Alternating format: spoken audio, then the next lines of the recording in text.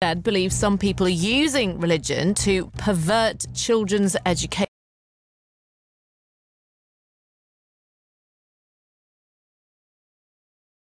Children's education.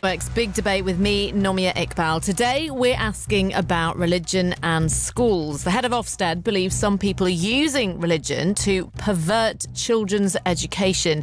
Amanda Spielman is England's top schools inspector. She's giving a speech in about half an hour, warning that schools in England are being used by those who want to actively pervert education under the guise of religious belief. And she refers to parental minorities and some elements within the community putting undue pressure on head teachers. And she says giving way to the loudest voices is the opposite of tolerance. She's not specifically named any religion here.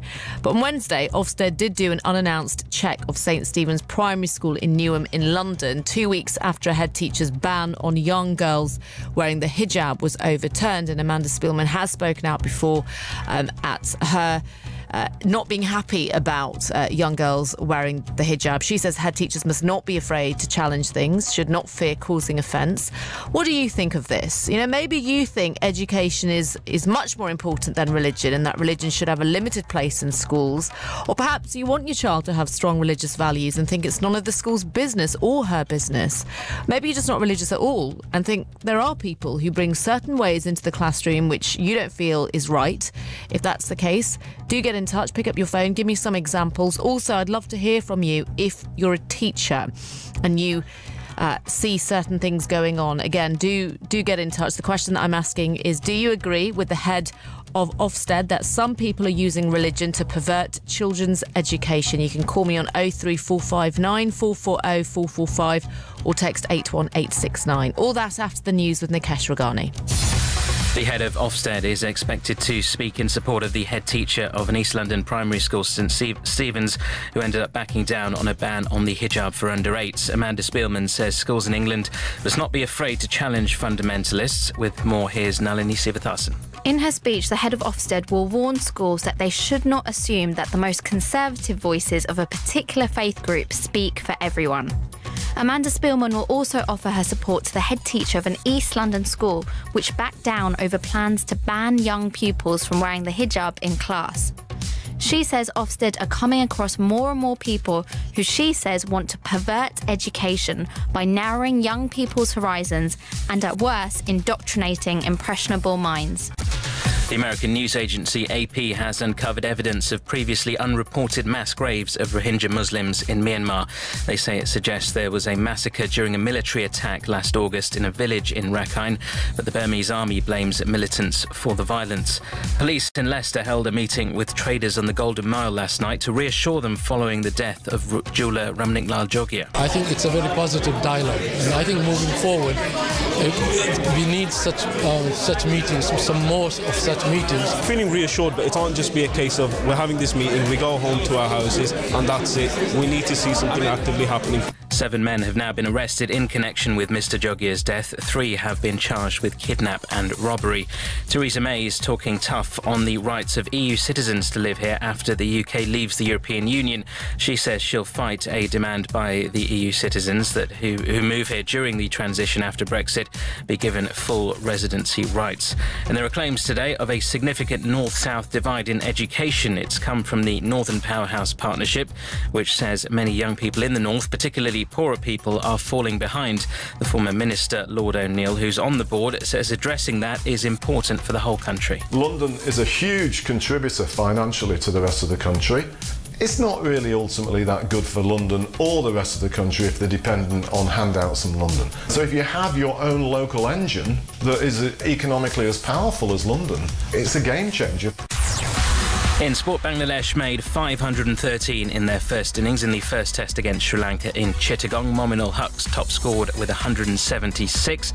Sri Lanka have started their reply well on day 2, though. They're currently 156 for 1. Karunaratne, the only man out for a duck. The transfer deadline day closed yesterday, with Premier League clubs spending a January deadline record of £150 million. Pierre-Emerick Aubameyang joining Arsenal from Borussia Dortmund for £56 million was the biggest biggest deal.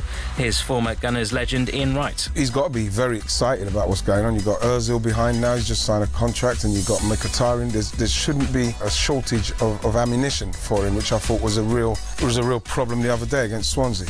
Leicester manager Claude Puel, meanwhile, says they'll help Riyad Mahrez come back into the fold after seeing a deadline day move to Manchester City fall through. And last night, Spurs scored the third fastest goal in Premier League history, beating Manchester United 2-0 at Wembley. And Bournemouth had a great night at Stamford Bridge. They beat Chelsea 3-0. Asian Network News and Sport.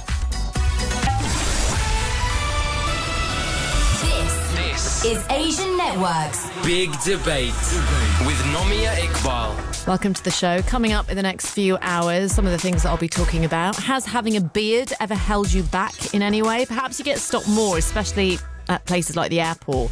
But what about not getting a job or told that you can't apply for one because you've got a beard? That happened to one man. You'll be hearing more about that after 11. And then I'll be talking about the messy impact of divorce on children. Often the mother gets custody and the father can see them when it's pre-arranged. But we'll be hearing from one dad who says he's had to fight to get rights, and from one mum who says it's still harder for women. If you're going through any of that and you want any advice, I will have a family lawyer on this. So that's coming up after 11. And then after 12, do you think there's still pressure on Asian women to be virgins before marriage?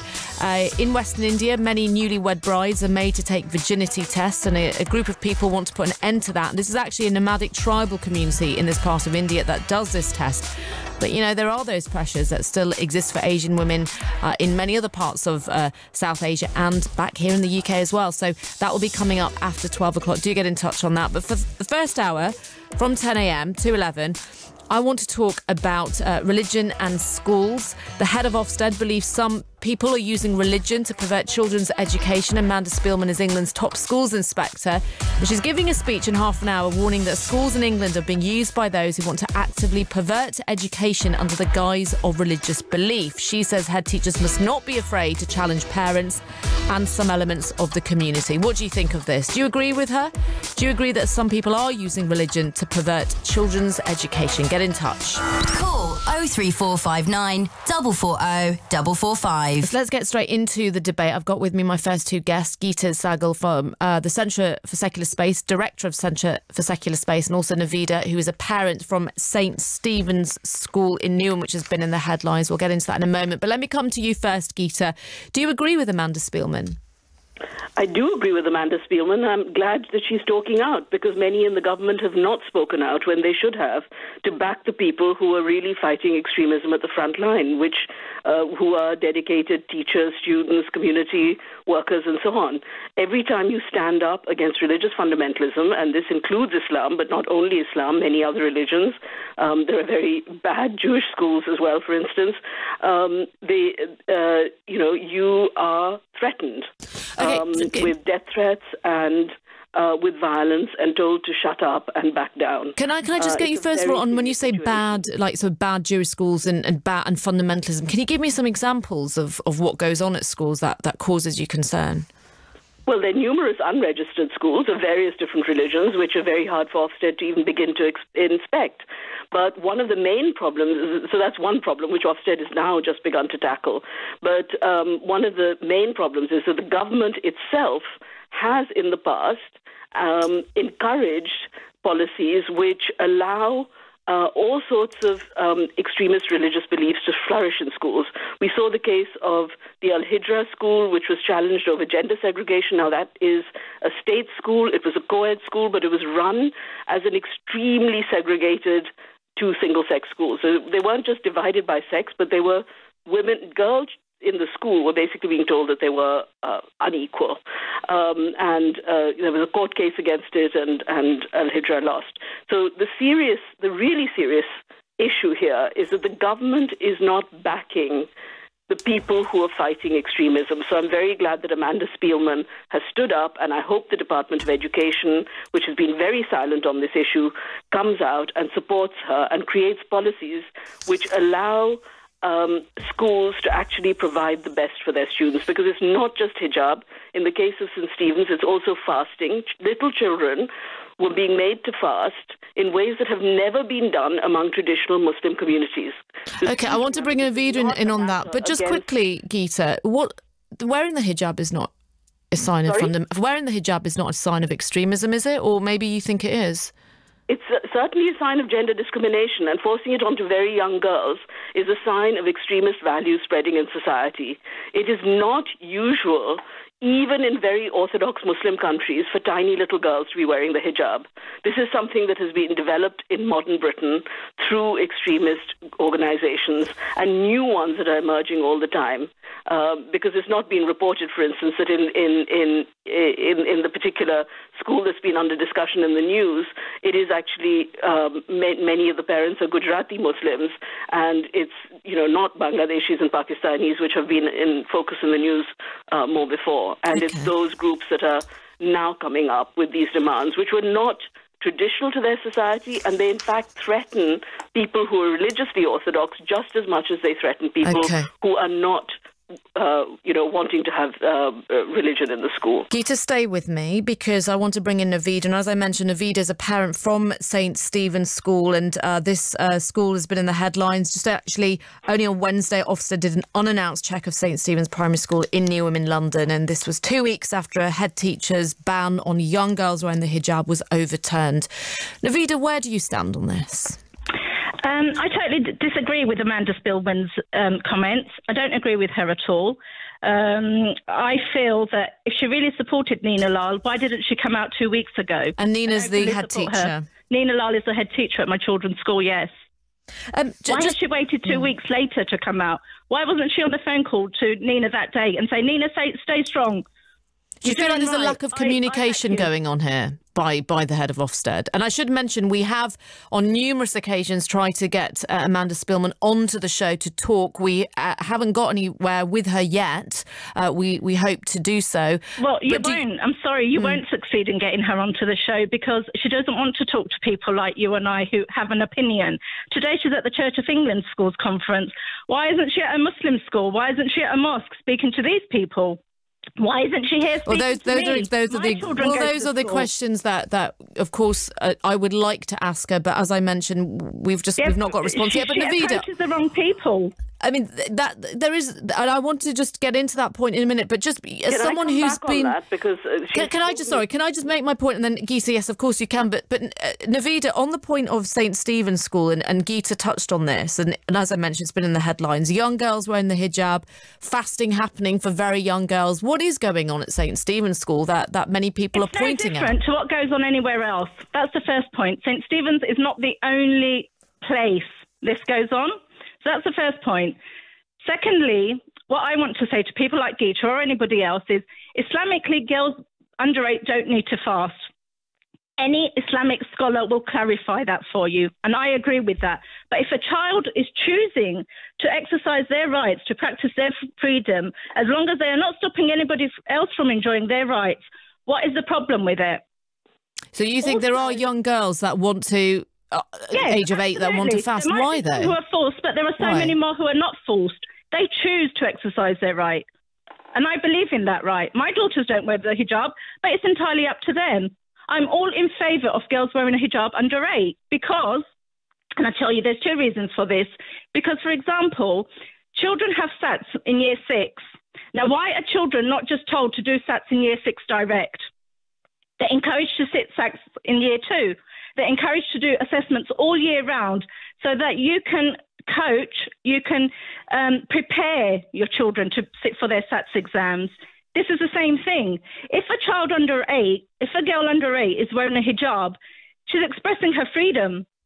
She's trying to understand, won't I like to wear a hijab when I'm 8, when I reach puberty? That's why parents encourage it. They don't force it. So people who say it's forced are absolutely wrong. Gita, if I can bring you back. I think this is a very good example in the way in which extreme ideologies use ideas like freedom and human rights to actually press non-freedom. Years ago, I did a film on sati, and sati is banned in India. It's a practice of women, it's a Hindu practice of women killing themselves on the funeral pyres of their husbands. And because it's banned, it's illegal, everybody was saying, oh, these women want to do it. They want to do it. Nobody could stop them. that's what they chose to do. And Indian feminists were saying, look, these are women who have no choice in any other areas of their lives.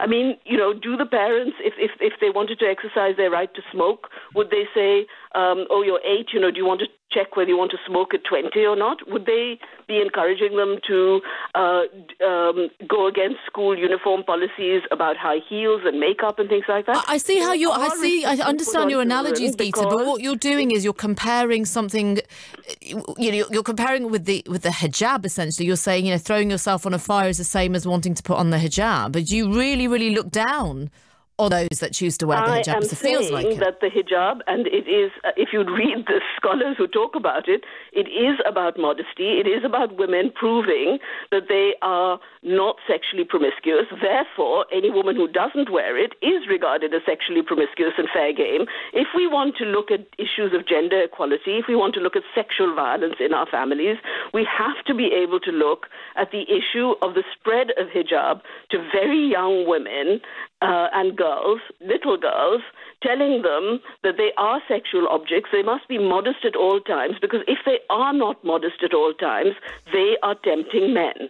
It is making women and little girls responsible for male violence against them. That is what it is doing, and that is why we must be really clear that it has no place in a school, and particularly a primary school, whereas if women do want to wear it later, they are entitled to, as women are entitled to wear a very wide range of dress, and therefore then they are exercising their freedom. But we still have to remember that even those women are doing it in the context where they're heavily attacked if they don't. I have friends whose male members of their family are put under pressure in the mosque if they don't put on the hijab. Well, I know people who wear it because they want to wear the hijab. I know people who wear the hijab because they want to wear it. But Navida, let me bring you in, because I think there is a point there that Gita's making. I don't know if comparing it to throwing yourself on the fire and smoking cigarettes is necessarily it, but I think there's an argument, isn't there? Let me finish. There's an argument. There's a point, isn't there, that if a child at the age of 6 says, "Mum, I want to do this, I want to do that, I want to do this," do we take them seriously for everything? I mean, do we give in to everything children want to do? Yes, I do. My daughter quite often says to me, my 6-year-old daughter will say to me, "I'd like to wear a hijab to school today." I say to her, "Go ahead, which one do you want to wear?" Because she's got a drawer full of them. So when I say to her, "Choose which one you want to wear," she'll put one on and then she'll decide if she doesn't want to wear it. It's up to parents. That's my right as a parent. Do get in touch if you... I mean, it's not up to parents to provide the dress code of the school. Schools make dress codes, and that's why it's really... If they had a dress code that allowed it before, what's their problem in not allowing it now? That's my question. Please don't talk over each other. Sorry, go on. Gita, finish your point, and then, yes, Navida. The point is that schools are... lay down a dress code. And what's happening is that extremists are saying to schools, bullying schools by saying, you cannot say what the dress code is. We are going to say what the dress code is. They cannot, that is why the government has to intervene. That is why it cannot just be left to the level of the school, because otherwise we will see what's happening at St. Stephen's being replicated in many places over the country. In fact, what's happening is the opposite. St. Stephen's has been a very brave school. In other schools, they have caved in and they've made the hijab part of the uniform policy. And some years ago, there was a court case that went right up to the House of Lords, where a school with a uniform policy, which included a headscarf, had a girl coming into it saying, "I want to wear a jilbab." Now, she could have worn a jilbab in any other school in the country that didn't have a uniform.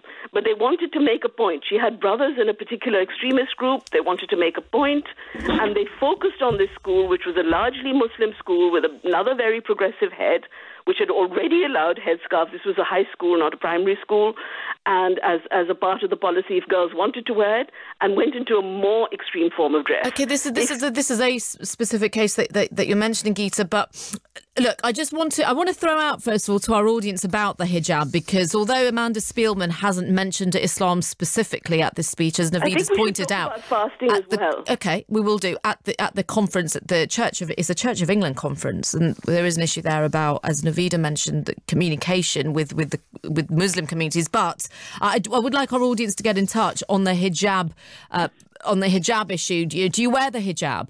Get in touch. Does your child wear the hijab? Let me know why your child wears the hijab, and is it their choice? I've spoken about this before, and I've had parents on saying, well, my child wants to wear one because their mates wear it and it's a fashionable thing, or because mum wears it.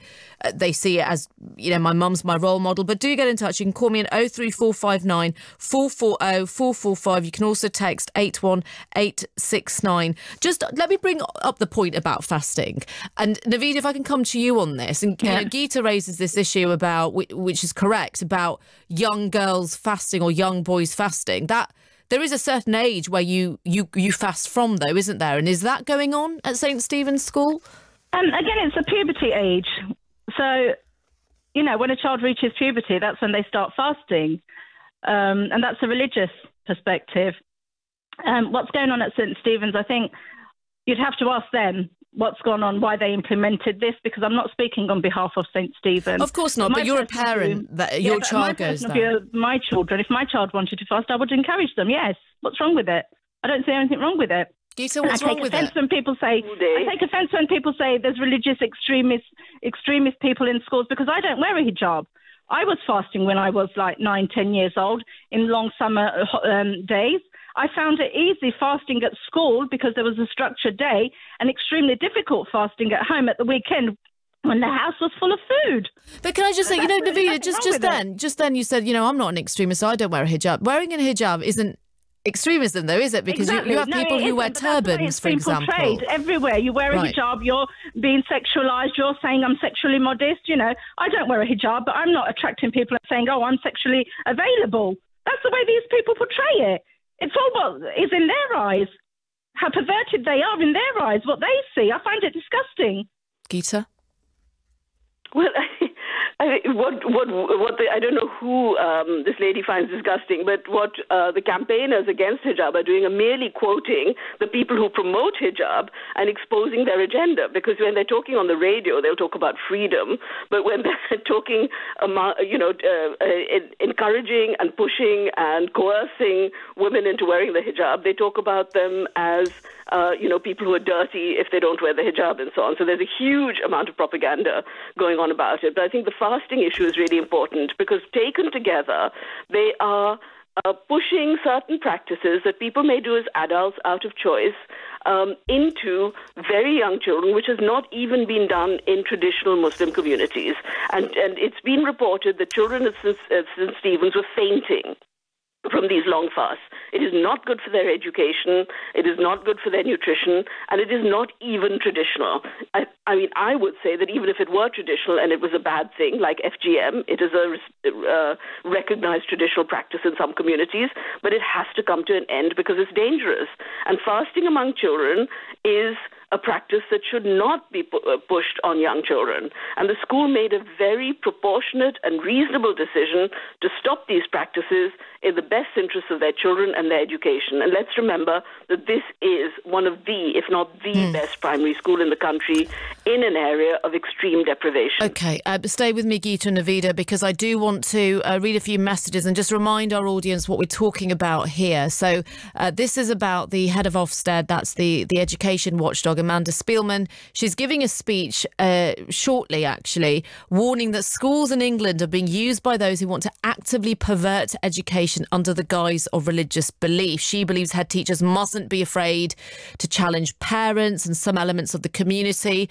I've got with me on the line Gita Sahgal, who's the director of Centre for Secular Space, who agrees with Amanda, and Navida, who's a parent from St Stephen's School. And this is a very notable school in the sense that it's been in the headlines over concerns that young girls at the primary school are wearing a hijab. And Amanda Spielman has used that as an example of where she thinks there is religion being used in schools, and that head teachers aren't getting to have their say. And she believes that at the end of the day, it's head teachers who decide what happens in schools, and they shouldn't be afraid to challenge parents. Do you agree with that? Do you agree with her that some people are using religion to pervert children's education. Also, get in touch with me if your child wears the hijab or your child fasts and you think there's no problem with that. Also, I want to hear from you if you're a teacher and you are in classrooms where you are concerned about some of the things that you see. Do get in touch. You can be anonymous if you want, that's fine. Call me on 03459 440 445. Let me just read a couple of texts.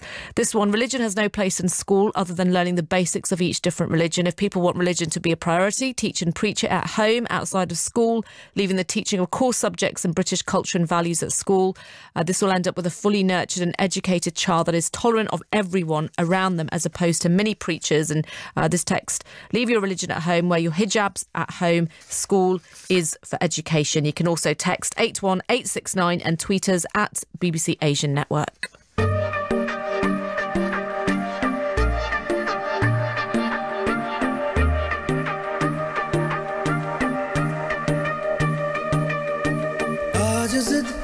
कर रहा है दिल, आज जिद कर रहा है दिल, करना है बस तुझे हासिल,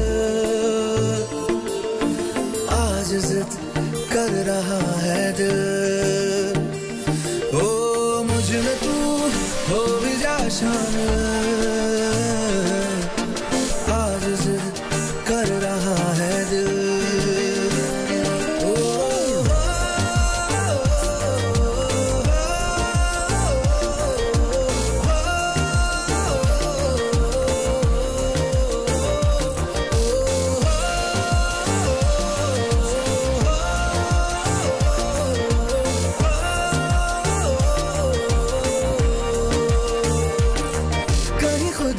मुझ में तू छोड़ जा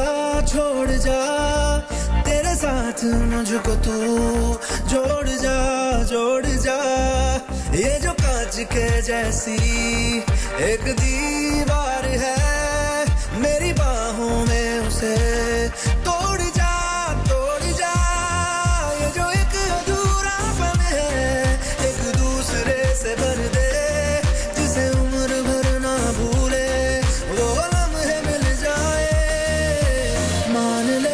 मुझे तेरे काबिल आज जिद कर रहा है दिल ओ मुझ में तू हो भी जा शामिल आज जिद कर रहा है दिल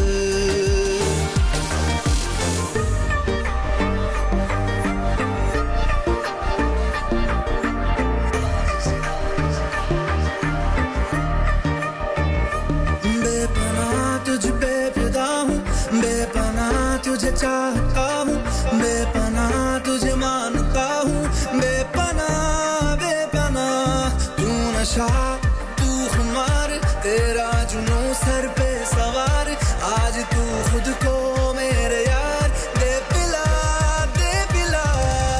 मुझे सिर्फ तेरी लगन है उसे मिलके पूरा कर दे मेरी इतनी सी है ख्वाहिश तेरा प्यार मिल जाए बन भी जा तू मेरी मंजिल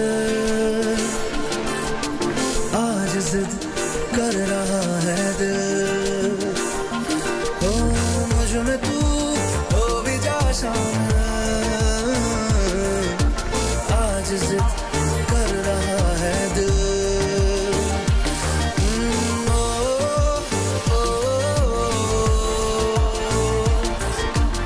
आज जिद कर रहा है दिल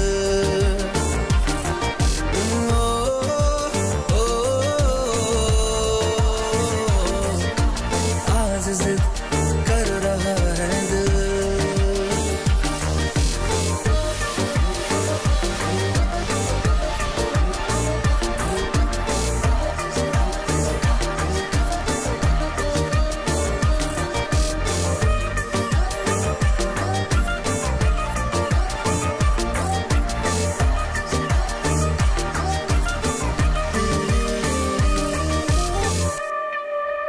You're listening to The Big Debate this morning. We are talking about comments that are being made by the head of Ofsted, Amanda Spielman, England's top schools inspector. She is giving a speech in about a minute or so at the Church of England. It's a Church of England conference, saying that some people are using religion to pervert children's education. She's saying parental minority in some elements within the community, although not specifying which community, putting undue pressure on head teachers. It's worth mentioning that Amanda Spielman has previously been critical of the fact that young girls of primary age are wearing the hijab. And I've got with me on the line Navida, who's a parent from St Stephen's School, St Stephen's Primary School in Newham in London, which has been in the headlines. Only Wednesday, Ofsted did an unannounced check of the school. It comes 2 weeks after the head teacher banned young girls from wearing the hijab, but that was overturned. I've also got with me Gita Sahgal, Director of Centre for Secular Space, who totally agrees with Amanda on this and says religious fundamentalists are taking over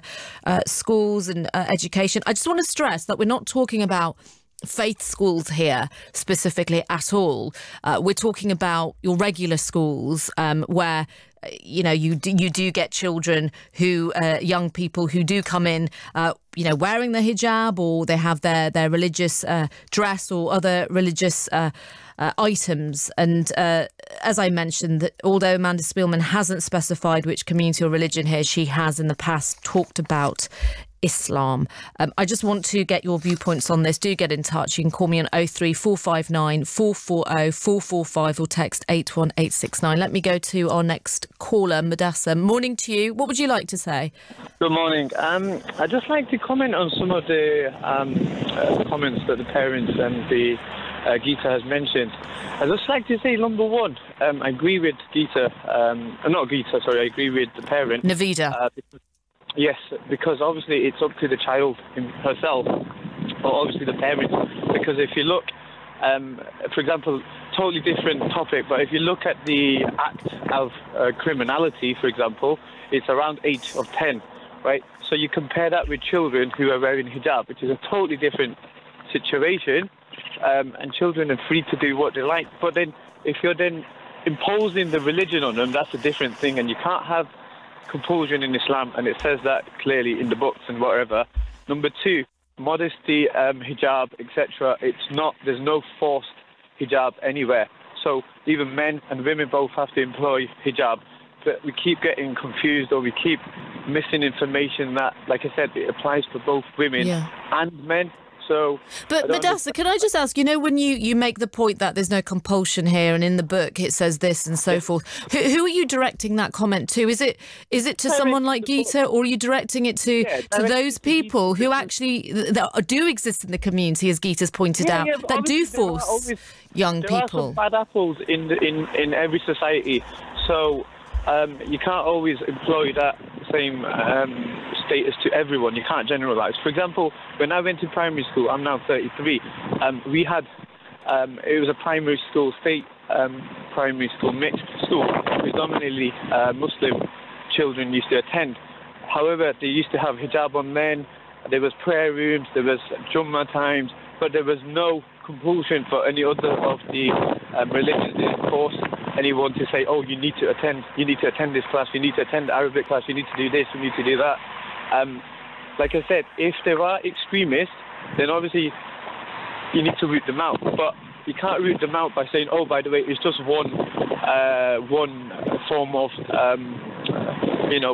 one society. What about Jewish people who wear the kappas? What about the Sikhs who wear, the turbans? What about the other children? What about people who, you can't just generalise, and you can't just make one assumption because you've met one school or two schools or wherever. And then Gita gave an example of the city, but what about the example of Johor, stuff like when the self-annihilation and burning of women, and obviously she relates her total, her conversation to hijab issues and fasting. And fasting, like for example, even as you probably know, a lot of children do half fast. They do it just because they want to get a taster of things.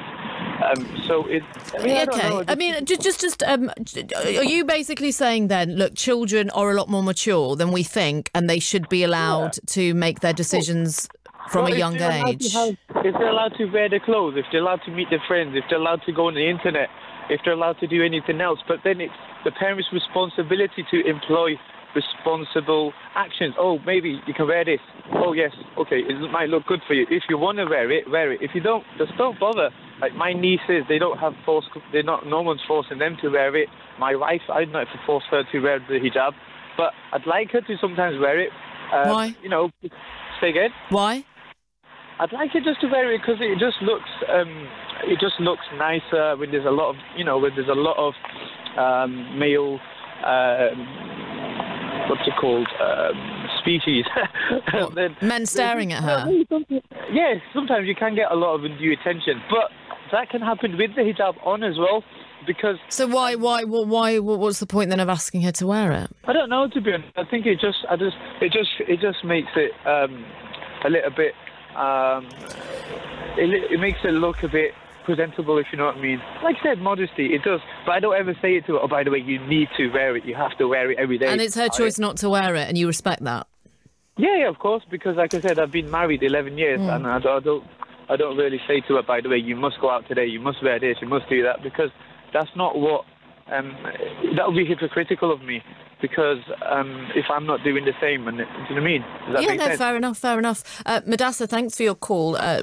Really good points made by the interesting points, I should say. Let me bring in Aries, who's also called in. Morning to you, Aries. What would you like to say? Where do you stand on this? Well, three things really I just wanted to say. Firstly, there's a very big difference, and we need to separate culture and religion. Don't blame religion for what people practice in their culture. Secondly, we are in the age of information, and sadly most of it is bad information, because no Muslim that I've met are Muslim, knows the Quran with context, and the bit is important is with context, fully. No Christian have I ever met knows the Bible fully with context. No Sikh have I met that knows their religious scriptures with context. The important thing is with context. The third point is in regards to hijab and fasting. Now, each person, each child is a child. You cannot let children make decisions on their lives. That's why they're called children. If we go and say to a child at the age of 6 years old, I think personally it's child abuse, to say to them, you have to wear a headscarf because a scripture that you don't understand and you have no context or understand the fundamentals of it, states that you have to wear one. Nowhere in the Quran and nowhere in any religious scripture that I have read, I'm Muslim, states that a girl at the age of 6 years old, 10 years old, 9 years old should wear it. The bit that's most important when I said about context is when a child becomes at the age where they can understand the difference between right and wrong, when they've gone and understood all religions and can make an informed choice and say, I would like to wear a hijab because X, Y, and Z, then fair enough. So why do you get young children wearing the hijab then? I mean, I don't have the statistics on it. I don't know how many young primary school girls are wearing it, but there are girls out there who do wear it. Funnily, the funny thing is that hijab is actually prescribed for the men first. If you read the Quran, the first thing it says is that the hijab is prescribed for men first, to lower their gaze and guard their own modesty, not for girls. Firstly, it's men. So the onus is being put on men first. Yeah, 99% is men. Yeah. Then, Aries, sorry, all of us talking at once. Madassa, yeah, what do you want to say? I mean, Aries made a good point there. Why don't you wear the hijab? Say again? Why don't you wear the hijab? Well, like I said, the hijab for the men and hijab for women is totally different because, like, for example, the hijab for men would be to lower your gaze, to cover your knees up until your knees, cover your eyes. Not cover your eyes, but basically just be modest, look at people with dignity, respect, don't lust over other females, etc., right? So if I'm covering myself up and I'm employing that and I'm not forcing anyone to do so either, then I think that's enough for me. Number two, I disagree with the brother who says that no one knows the full context of the books and whatnot. Obviously, we've got the full guidance, you've got scriptures, you've got the prophets, you've got the books.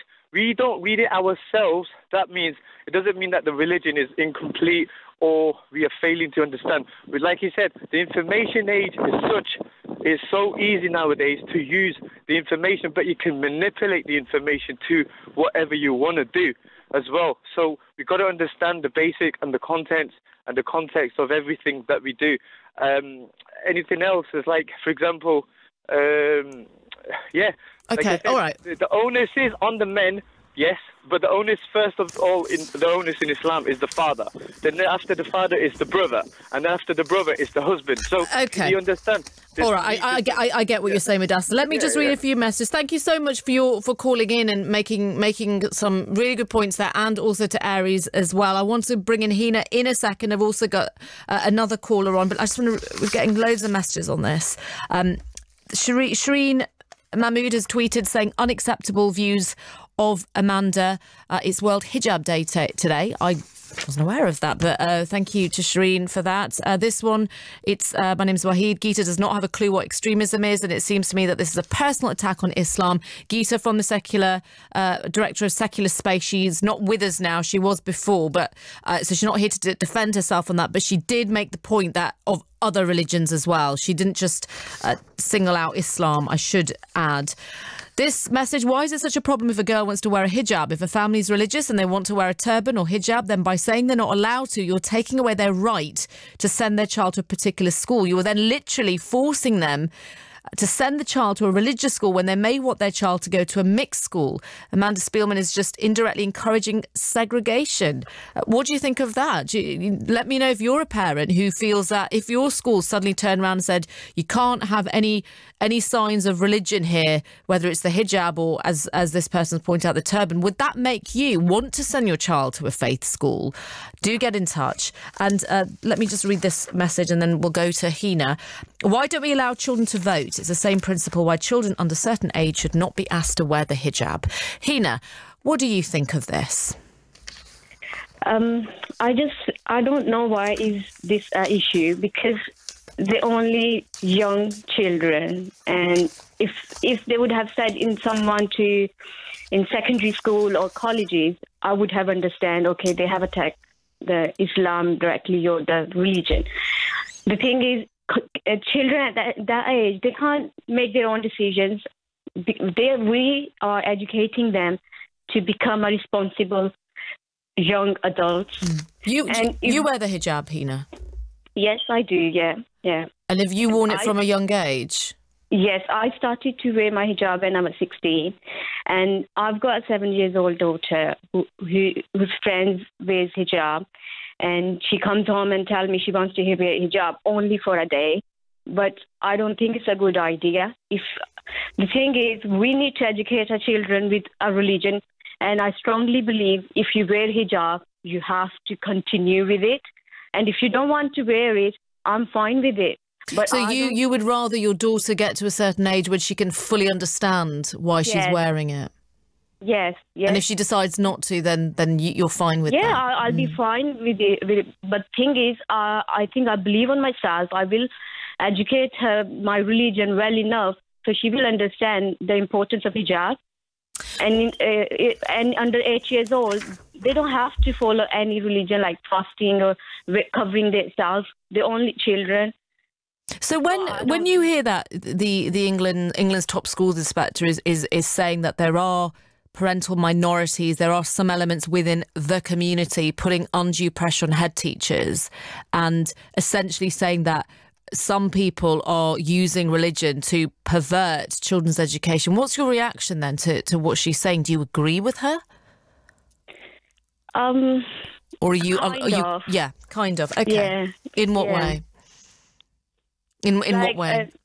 Thing is, I'm a Muslim, okay, but I wouldn't send my daughter to an Islamic school. After when they start secondary. Thing is, like, they do their own curriculum, and we're not sure, like, what they're really teaching. It's a big statement to say, but it's my personal opinion. No, I understand what you're saying. The point that you're making, and I was referring to this before, and actually someone messaged in saying actually lots of parents just want their children to go to a normal, simple, mixed school and be able to still practice their religion in a way that's not detrimental to anybody. But if you take away that right, then you'll force them potentially to look at faith schools, which a lot of parents have a problem with, potentially. And that's what you're saying, that you would rather your child be in just a mixed school with everybody else. Yeah. And in primary school, I think the girls, I'm sure they do feel that because their confidence, I think I just think it's not, personally, I don't think wearing a hijab under the age of 8 is ideal for them. Hina, stay with me. Yeah, Hina, sorry, stay with me, please do, because I think you've made some really good points here, and I want to bring in Kay, who's called in. And Kay, you worked at St Stephen's School. Yes, hello. Yeah, I did work at St Stephen's years ago, but I'm at another primary school at the moment. And, just to remind our listeners about St Stephen's School, it's been in the headlines and because of young primary school girls wearing the hijab. And 2 weeks ago, the head teacher there, she had banned young girls from wearing the hijab. That was overturned. And then on Wednesday, Ofsted did an unannounced check of the school. It's in Newham, in London. What was it like when you were there? Did you see this happening? Well, I left quite a few years ago, and it wasn't such an issue at that time. There was older girls, but not young as 8. But as time's gone on, it has, the headscarf has become very popular, and lots of girls do come and wear it, even at the school that I work in at the moment. From what age? Got children young as 3 coming in, 3.5. Really? Yeah, wearing the hijab? Yes, in the nursery. So they're actually in the nursery wearing it, and that's... Yes. How do you feel about that? I think, where is the choice? People are saying the child has a choice, but at 3.5, 4, I don't think they're in a state of mind to make a choice. Mm. And I know you're saying when you were at St Stephen's, it's slightly different to what it was now, but you were saying you did see girls wearing the hijab, but they were of a certain age. Yes, they were a bit older then, than 8. And was there ever a sense of... I'd be curious to know what you think of the comments made by Amanda Spielman. Outside my house. I'd be sorry about that. We just got some interference there. But Kay, I'd be curious to know what you think of Amanda Spielman's comments then, in that she's saying that some people are using religion to pervert children's education. And feel free to... No, sometimes. You think you agree? I do agree. Yes. And that's based on what you've seen as well. Yes, it is. I'm not too sure of how to word this, but I do agree to the point. Sometimes religion is brought into it, focused so much onto religion rather than education. Mm. No, feel free to express it however which way you want. Do you feel that it's almost some people are prioritising their religion over education? Yes, I do think that, yeah. The other comments... I think there's nothing more important than education, whether it's religious, but there's a time for everything. So I can't say take them out of school and send them to madrasa in the middle of the school day. That wouldn't work. But some people would prefer that, You think there's a clash going on here? Yeah, there is. There's a massive clash going on at the moment in these East London schools. I go to quite a few primary schools in East London, and that's how it is at the minute. And so I'm not too sure how it's going to work out, but then the teacher had to reverse her decision, which is quite sad. She'd made a point. St Stephen's. She'd made a point, but I'm not too sure how that's going to work out now for other schools. And when you say you've seen this in East London, are you talking about Newham generally? Yes. Yeah, Newham generally. You see a lot of the same thing happening? Yes, we do. And is it easy to say anything?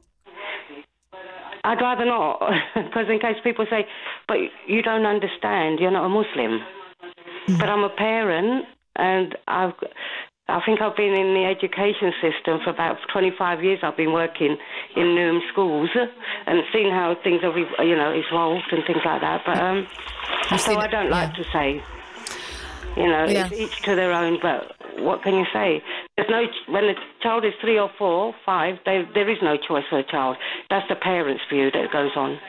Let me bring Sarah into this. This isn't Sarah's real name. Thank you, Kay. Kay, speaking there, who's worked at St Stephen's a year ago, saying it's really hard to say anything. And you do see very young girls wearing the hijab. And in her case, she said even girls in nursery school. We're talking about Amanda Spielman, England's top schools inspector, who is saying that some people are using religion to pervert children's education. While she's not named any religion specifically, we know that the hijab has been one of the big issues here. Sarah, tell me a little bit about, your situation. Also, if you want to comment on anything Kay has just said there, please do. When she says you just can't say anything. I'll be honest, I wanted to comment on what Kay's just said and then the caller before that as well. What would you like to comment on what Kay said? Well, Kay was... I didn't hear fully what Kay had said, I'll be honest with you. No, Kay, she's gone now. So she was making the point that when she worked at St Stephen's School, she's now, I believe, working at another school, but this is generally Newham in East London, that she feels that there is a lot of this going on where you've got young girls wearing the hijab, and she saw even girls ages 3 in nursery wearing the scarf, and she thinks it is a problem and agrees with Amanda Spielman, essentially. Well, I've got 4 daughters. I did say that before. I've got 4 daughters. My eldest is 19, and then I've got my 8-year-old daughter. I've got my 6-year-old daughter, and then I've got my 5-year-old daughter. My younger daughters do not wear the hijab. I wear the hijab, the jilbab, the niqab. I wear it all, basically. My older daughter, she's 19, she wears the jilbab and the hijab, and she wore the niqab for a little while, and then she said, Mum, I don't feel comfortable wearing it. And you were fine with that?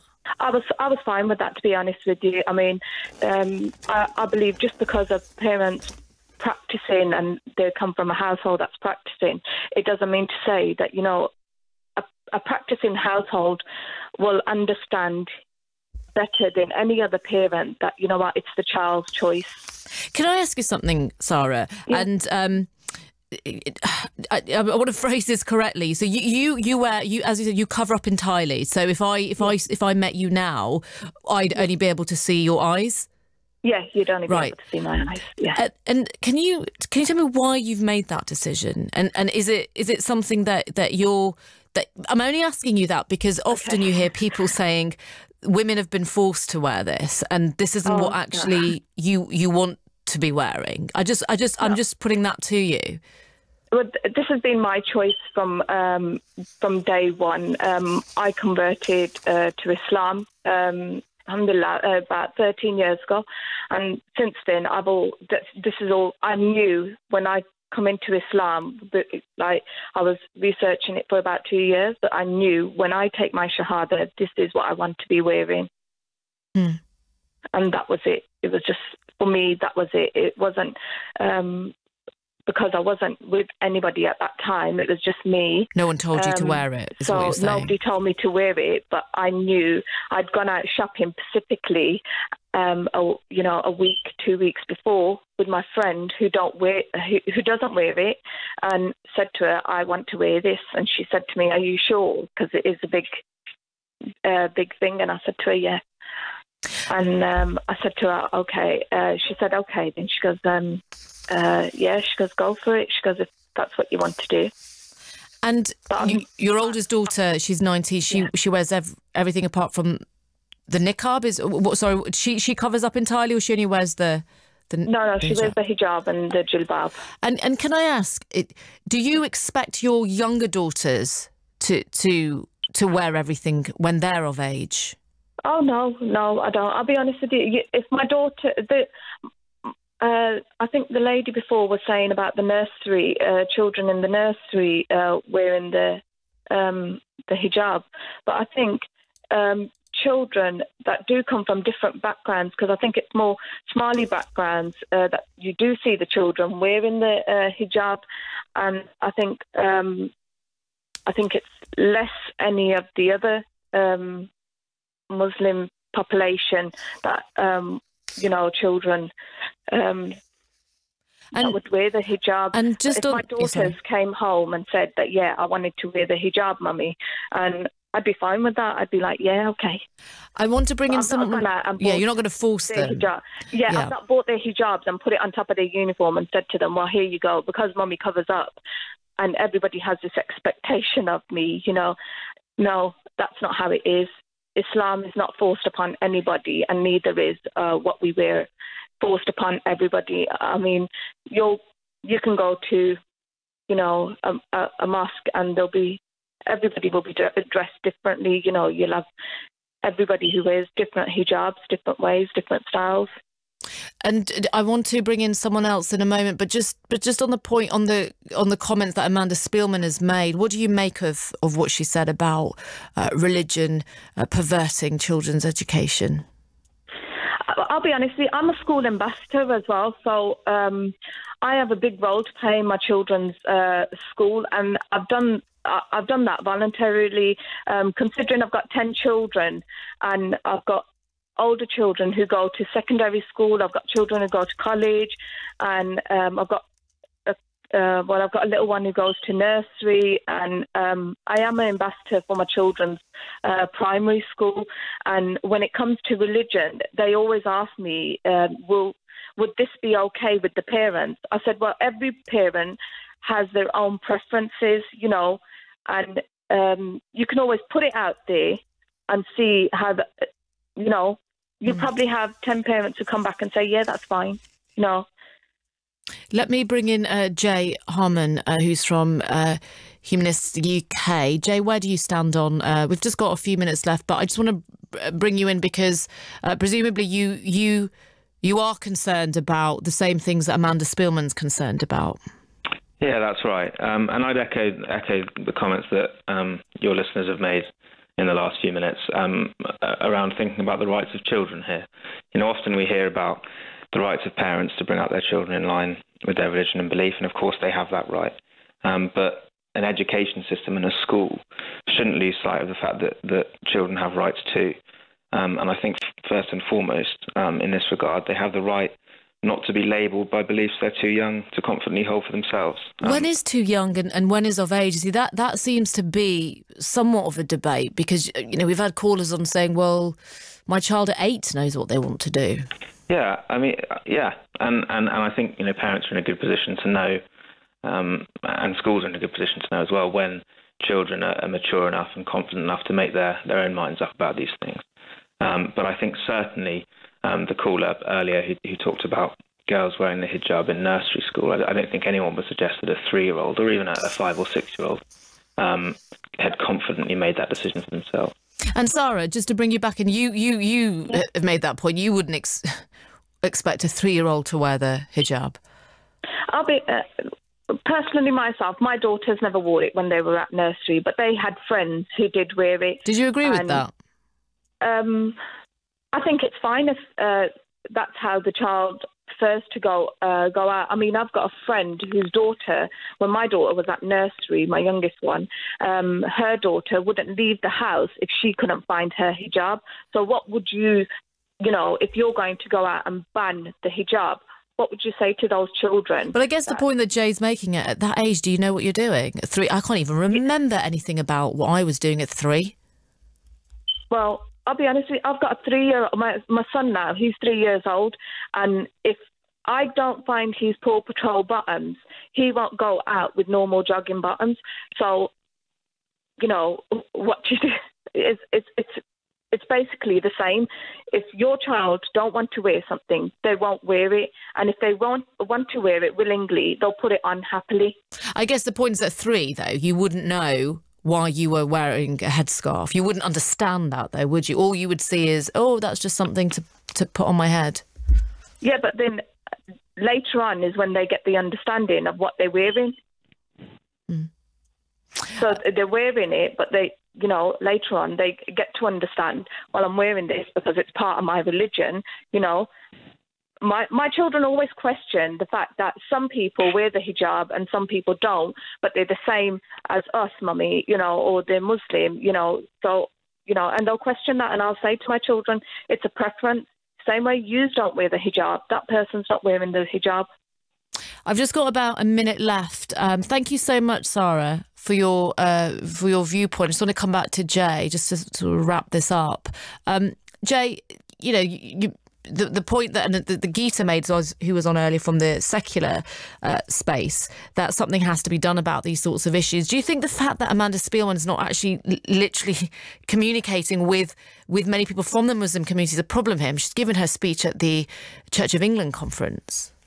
Well, one of the comments that Amanda made, which I think is important to note, was that we shouldn't convince ourselves that there are lots and lots of parents who want to compel their children to do certain things, who want to compel schools to do certain things. That is often the perception from the media and from certain religious leaders that try and paint public opinion in that way. Okay. But overwhelmingly, parents just want the best for their kids, and they send their children to school to be educated, not to be brought up in line with a religion, which they're perfectly happy to do at home. Thank you for your time, Jay. We've run out of time on this debate. I will read some of the messages that we've received. That's Jay Harman from Humanists UK. This is the British Asian Sound. On digital radio and on your mobile. BBC Asian Network. I'll read some of your messages after the news, but just to let you know what's coming up in the next hour, we'll be talking beards. It might be a hipster trend now, but has having one held you back? So one man says he wasn't allowed to apply for a job as a delivery driver because he says it was down to his beard. Have you had a similar experience? Let me know. And then we'll be talking about divorce and how it affects parents that can't see their children. Have you been through something similar? Do you think fathers come out of it worse or mothers? Do get in touch. I'll have a family lawyer on as well. You can call me on 03459 440 445 or text 81869. First, the news with Anisa Kadri. Thanks very much, Nomia. And the head of Ofsted has said she supports the head teacher of East London Primary St Stephen's, who ended up backing down on a ban on the hijab for under-8s. Amanda Spielman says schools in England must not be afraid to challenge fundamentalists. Navida's a parent whose child goes to St Stephen's. She told Nomia just now on Asian Network that teachers shouldn't be allowed to stop pupils from wearing the hijab. Yeah, that's my right as a parent. My daughter quite often says to me, my 6-year-old daughter, will say to me, I'd like to wear a hijab to school today. She'll put one on and then she'll decide if she doesn't want to wear it. Well, Gita Sahgal, the director of Centre for Secular Space, disagrees. It's not up to parents to provide the dress code of the schools. Schools make dress codes. It is not usual, even in very orthodox Muslim countries, for tiny little girls to be wearing the hijab. This is something that has been developed in modern Britain. Theresa May's talking tough on the rights of EU citizens to live here after the UK leaves the European Union. She says she'll fight a demand by the EU that citizens who move here during the transition after Brexit be given full residency rights. Dozens of shopkeepers attended a meeting